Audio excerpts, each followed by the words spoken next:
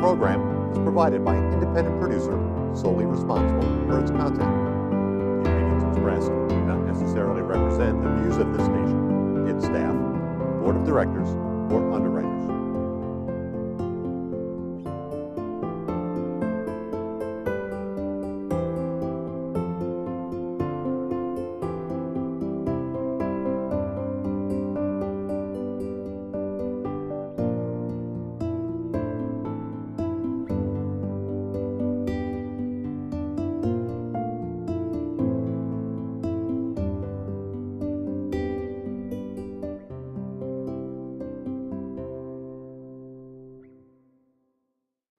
Hello and welcome to another edition of our program, CHW in Action. As always, I'd like to explain that CHW stands for Community Health Worker in Action, because I'm always in action to bring the community of Nashua healthy information and health education so that we can all have a healthy, prosperous community. And today I have it's not a surprise, really, we talked about it, but I somehow dropped the ball. I didn't keep in touch with Paul Hebert. He's a big man in Nashua, although he doesn't like to say it. And today I came in thinking, okay, I'm going to have a nice TV show, and then I see Paul, and I'm saying it's going to go from nice to great. So it is a privilege for me to have Paul here with us. Thank you for joining us, and please let us introduce our guest. Paul, how are you? I'm good, Rafael. Okay. It's nice to see you. Nice to see you too. I'm surprised to see you, and I'm very happy to see you. I'm not surprised to see you, and I'm very happy to see you. I know a little bit about you, but tell us, for the audience, tell us who you are and what you do. Good. My name is Paul Hebert. I grew up here in town. My dad had a little pharmacy on the bridge on Main Street called Rice's Pharmacy, and I grew up behind the counter there, learning about customer service and community service from him. Went to the Catholic schools here in town and Bishop Girton High School, and had the privilege of going to the University of Connecticut and working for a few years down in New Britain. And then had an opportunity, a great opportunity, to come back and start a medical group affiliated with then Nashua Memorial Hospital, now Southern New Hampshire Medical Center. And that group, that organization now, I believe, employs about 1,000 people in town. Nice. So I've had a wonderful opportunity to help start that business and a number of other organizations in town. Just coming off about a 3-year stint as interim president of our local United Way. I serve our community as chairman of the board of our Chamber of Commerce and president of our Nashua Rotary Club, and I'm on the board of the Nashua Innovation Center, a new business incubator. Nice. Served probably about a dozen or so of the little nonprofits in our community over the last 20 years, from Gateway Family Health Center, which was the precursor to Lamprey in Nashua. Really? Yeah. Interesting. It was the Gateway Family Health Center and the Neighbor to Neighbor Clinic were on the campus of Memorial Hospital, and I was on the board there, and a few of us got together and decided we needed to expand that service in town and wanted to become a federally qualified health center. So we engineered a partnership with Lamprey, who had the infrastructure and the know-how to really expand those services in town, and I'm really proud of that. I was on the board of the Dental Connection up on Cross Street for a while. My goodness. And served United Way as a volunteer for about 25 years, including a board member, and then took over as interim president for a few years there. And I think you've had Mike Apfelberg, Yes. who's our current United Way of Greater Nashua president on, and he's doing a terrific job, and I was really happy to be able to turn the organization over to him. Very nice. He's a great guy. He is a great guy. Yeah. I've served with him on the chamber board for a few years and got to know him through his small business educational outfitters before that. So you've done a lot. I have done a lot. Good Lord. So what are you doing now? What is your passion now? My passion right now is working with small businesses around our state to help them improve their financial condition. So I have a small business called Square Tail Advisors and 501 Hub, and we work with small nonprofit and for-profit businesses around the state to provide a efficient and effective back office infrastructure to handle all the accounting and finance and information systems to help those organizations focus on the things that they do best, serving their customers and serving their clients.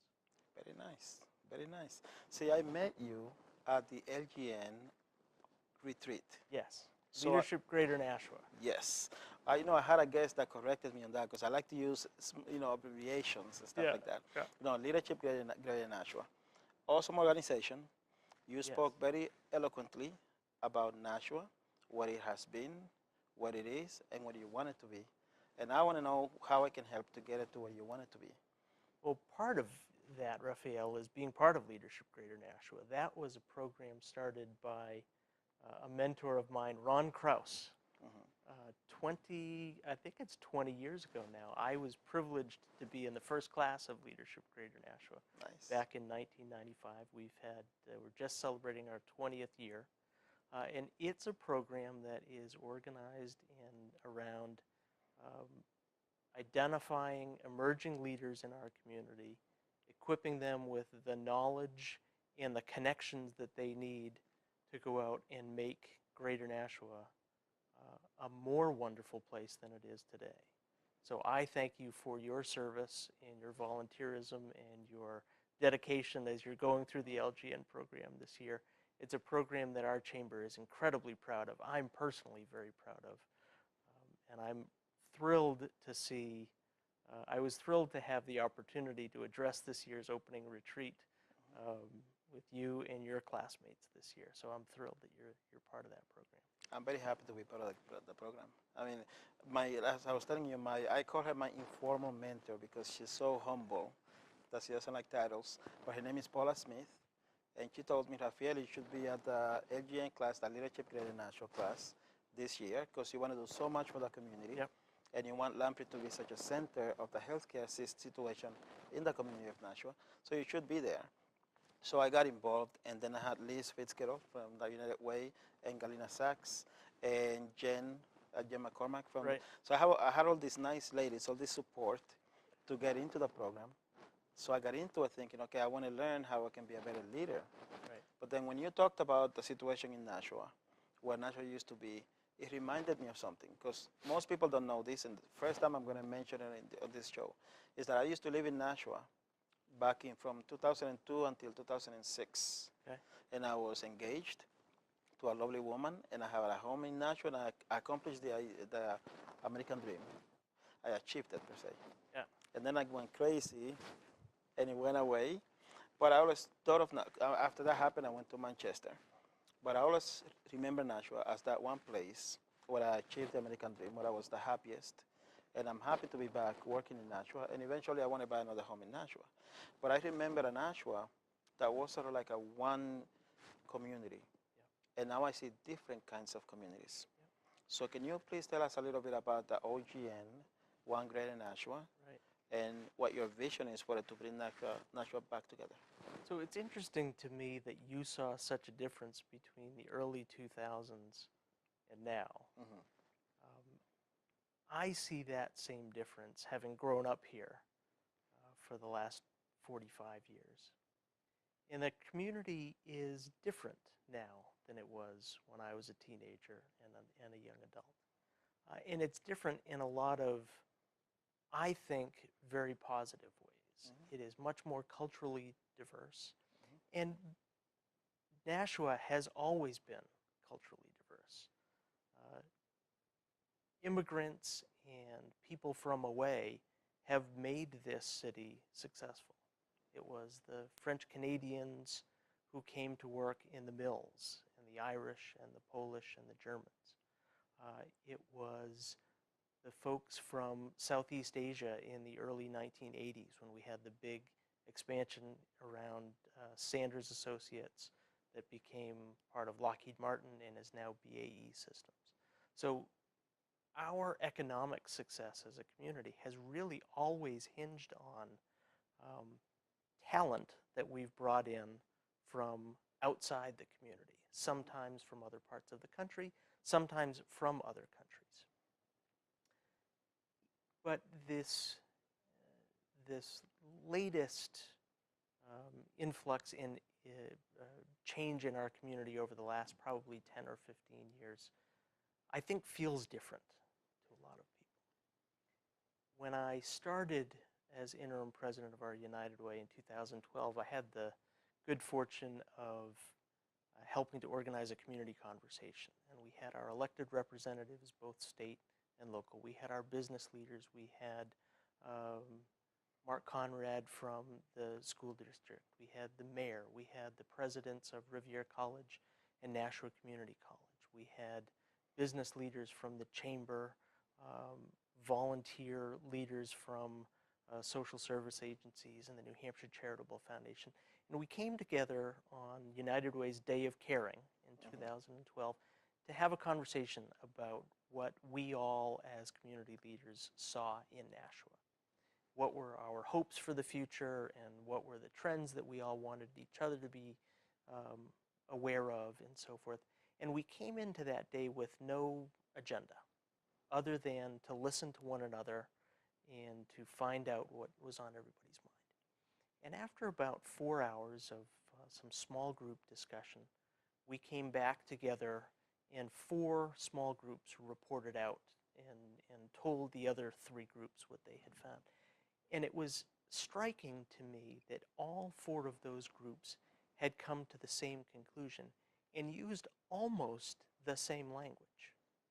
And the message that all of those groups came out with was that our community was splintering. Not dividing in half, but splintering into lots of little segments. And it was splintering along socioeconomic lines. And it was splintering along geographic lines, sort of the inner urban core and the more suburban outer neighborhoods. It was splintering around racial and ethnic lines. And everybody, to a person in that room, saw that as the single biggest challenge for our community.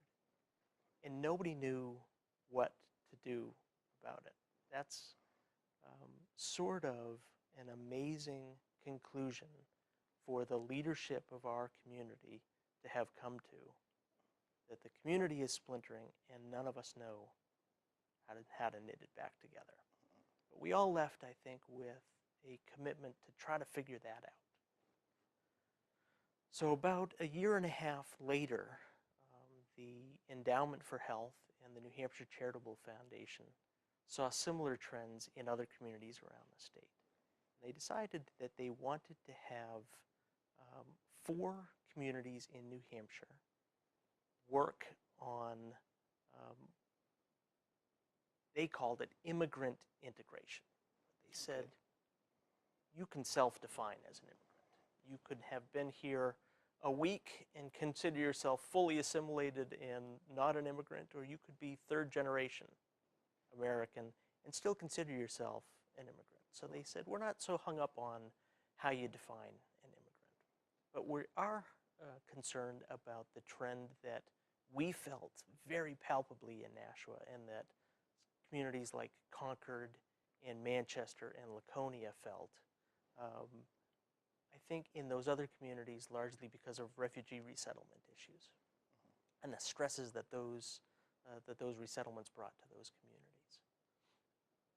And I saw that opportunity to work with the Endowment for Health and the Charitable Foundation and our United Way and our local businesses and our local human services organizations to maybe see what we could do about that conclusion that we had all come to, that the community leaders had come to about a year and a half previously. And what we as a community need to do to begin the process of that knitting back together. We have so much talent in this community, and we have so many leaders and so many people who are doing things to improve the community in their little pockets. And they're not always necessarily talking to one another. So we had those conversations over about a 6-month period of time and came up with a coalition called One Greater Nashua. And United Way of Greater Nashua is the fiscal agent.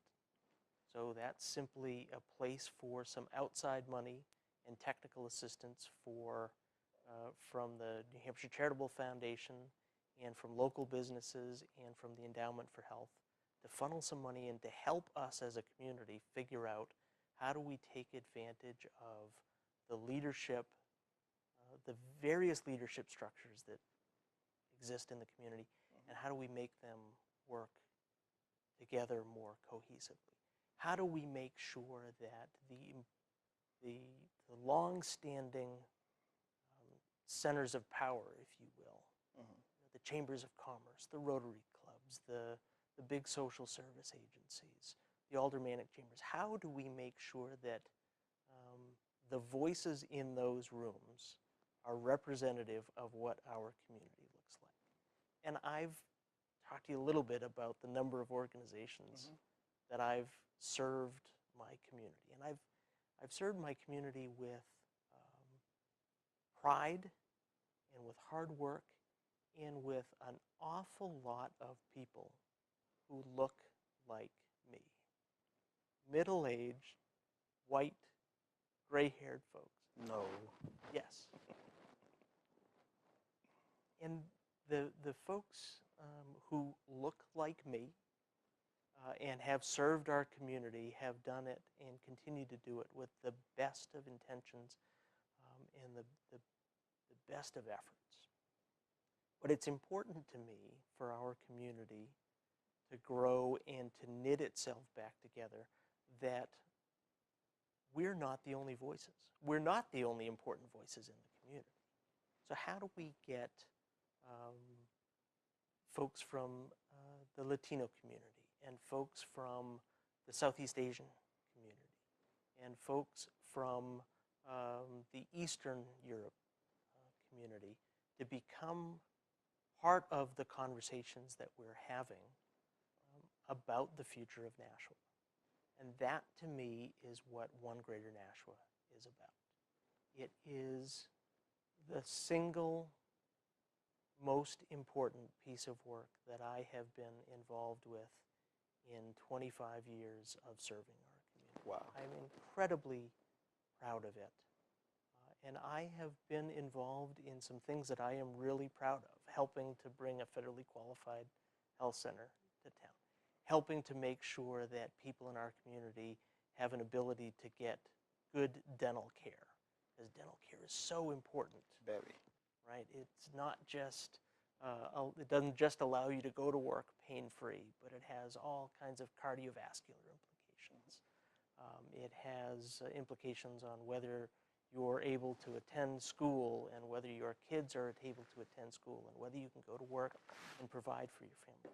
So I've been involved in some important things. United Way certainly is an organization that I'm incredibly proud of my involvement in.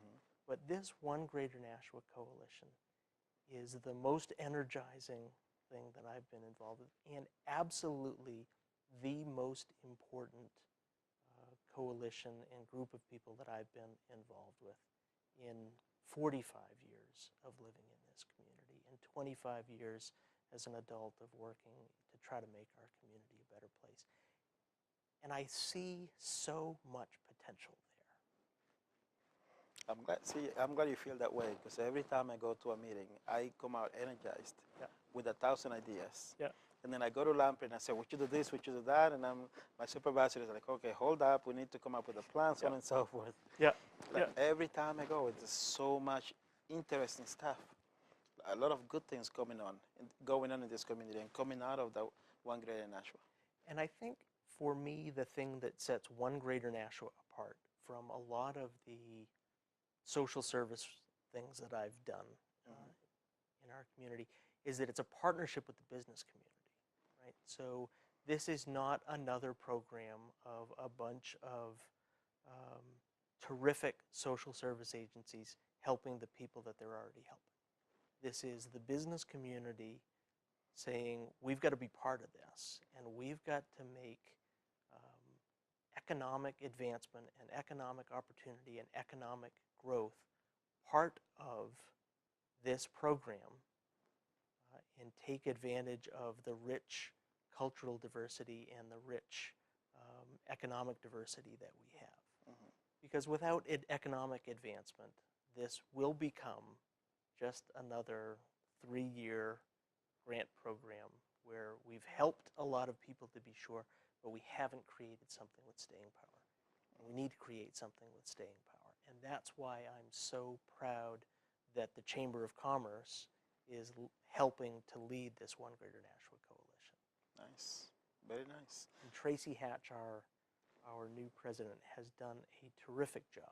Tracy is amazing. Yes, she is. She's a ball of fire. Yeah, we were very fortunate to hire Tracy as the replacement for another wonderful CEO, Chris Williams, who served our chamber for 9 years.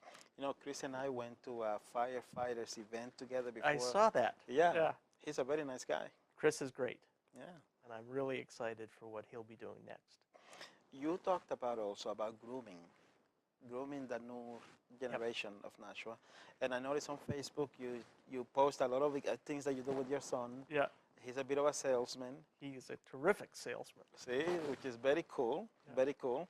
So tell us a little bit about that, about the aspect of grooming that new generation, so that we have continuity on these efforts to make Nashua even greater than it already is. So I believe strongly, as my dad believed, that you learn about community service starting from a very, very young age.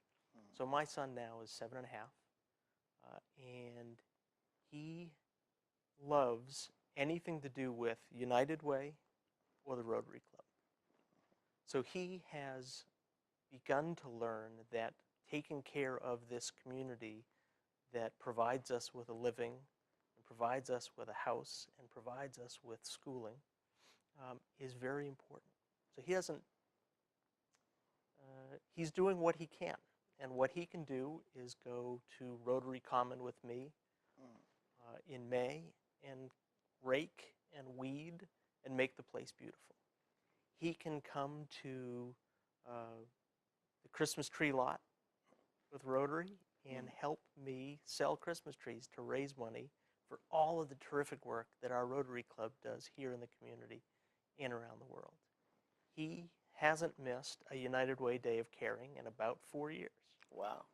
So he can't go out and skip school and paint fences, but he can go be part of the beginning festivities and help organize and lend his volunteer service there. So he gets it. He loves our community, and he loves any opportunity that he has to help give back. So that's the real young grooming, I think. And I think, you know, every family does that in its own way. Families help at the soup kitchen and teach their kids. Families help in their churches and help teach their kids the values that we all share, which is we've got to take care of this place. Leadership Greater Nashua, I think, and the One Greater Nashua program that's happening in our middle schools is about taking care of the immediate next generation of leadership.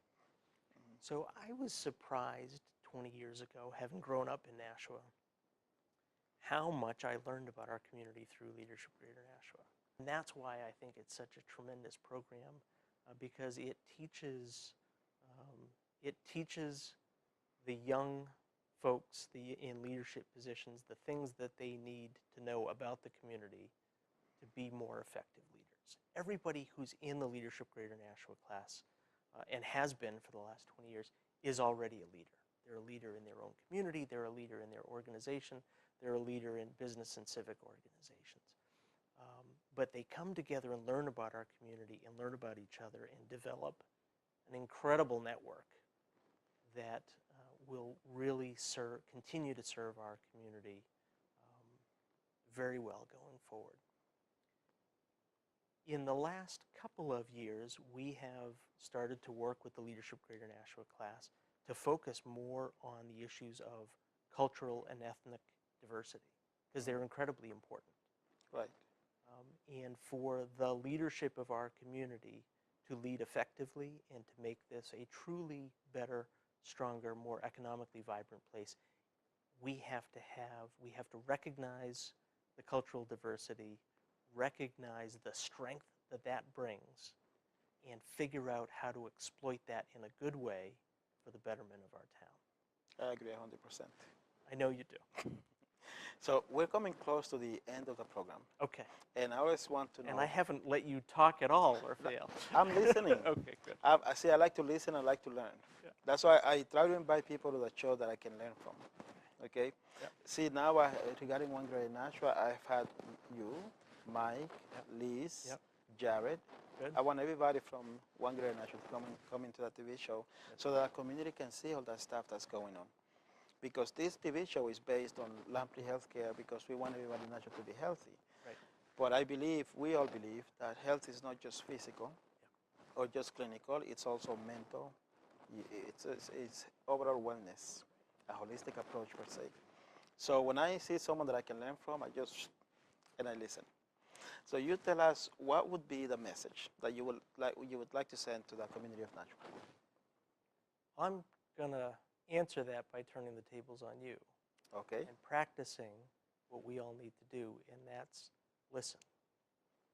I know what I know about this community. What I need to know is what your hopes and dreams are, and what you see as the opportunities to make our community better. So I'd love to hear that. Happy to tell you. So I used to be the person that people in the community would go to in the Hispanic community when they needed a job, when they needed to go to the hospital, when they had personal issues, when they didn't know what to do or where to go, or sometimes when they felt that they were mistreated, they would come to me. So I became this sort of, I don't want to say leader, because I like to think of myself as someone who likes to serve. So I want to go back to being that. And ever since I started working at Lamprey, that's why I've been getting this feeling of I'm back home. I need to be useful again. How do I do that? So what I want to do is just continue to be as useful as I can, learning from people like you, like Liz, Mike, all the people that I see that have knowledge and are putting that knowledge to make the community better, so that I can get back to being that person that was living the American dream, was living his ideal lifestyle. Those are my hopes and dreams. And I forget which, I think it was Zig Ziglar that said, I love Zig Ziglar. I love him. Yeah. He said, the best way to get what you want in life is to help people as many as you can to get what they want. Yep. And then what you want will come to you. Exactly right. So that is my hope and my dream, to go back to being that person. Well, I thank you for coming back to town, and I thank you for calling this your home. Thank you. And I thank you for stepping up into your leadership positions.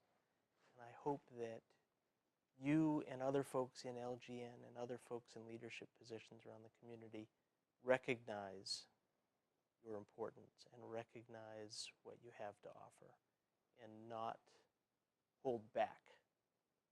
When you hold back, we suffer as a community because we don't have the benefit of your skills and your leadership, and we need that. So thank you for what you do, and I appreciate the opportunity to come and chat with you today. Thank you for being here. I appreciate it. All right? Thank you. And thank you, the audience, for being with us. As you can see, this is a very cool man on top of all the great things that he does. Thank you for being with us. Thank you for your time. As always, I'm your CHW. I'm here to help. If I can be of any assistance to you, I'm at Lamprey Healthcare. I'm at 22 Prospect Street. You can call me at 603-816-7131. And as always, this show is about you. We want you to be healthy. We want a healthy and prosperous natural. So thank you once again. Have a good night. God bless.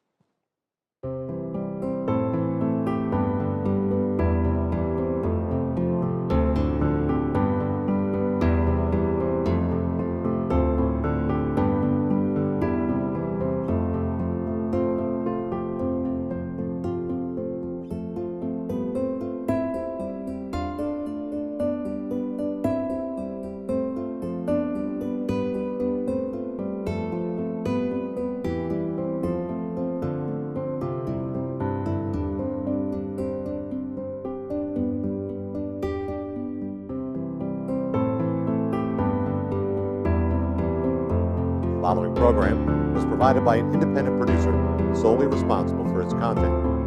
The opinions expressed do not necessarily represent the views of this station, its staff, board of directors, or underwriters.